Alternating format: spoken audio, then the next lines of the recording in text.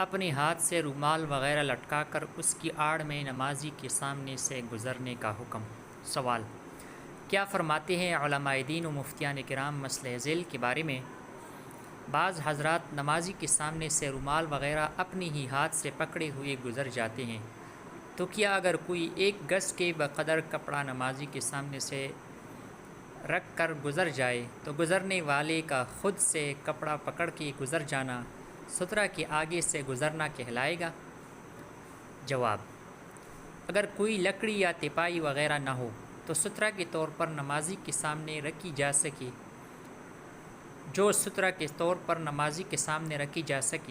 تو نمازی کے سامنے اپنے ہاتھ سے رومال وغیرہ لٹکا کر اس کی آڑ میں گزر سکتے ہیں، یہ سترہ کے قائم مقام ہو جائے گا۔ واللہ تعالی اعلم۔ دارالفتاء، دارالعلوم دیوبند۔